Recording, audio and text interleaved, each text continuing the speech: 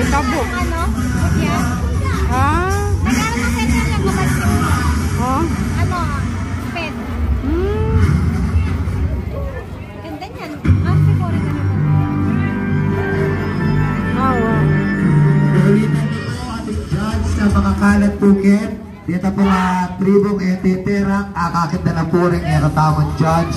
Ang kinalat niyo po, mga taakit na po kada kanto ng ating tetera. DJ mo na yung papay na.